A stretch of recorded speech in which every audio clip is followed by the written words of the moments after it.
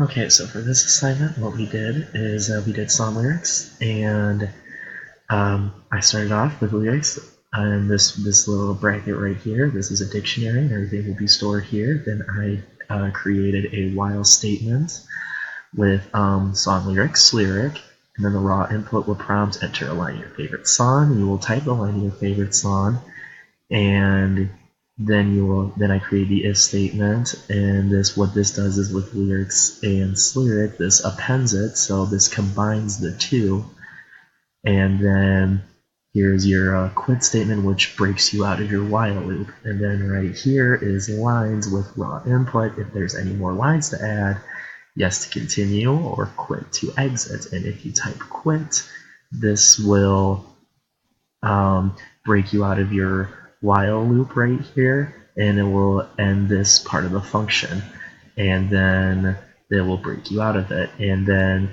if you print right here, it will print verse, and then it will print the lyrics as so. And if you can see right here, this is what I typed and did, and this is what I got.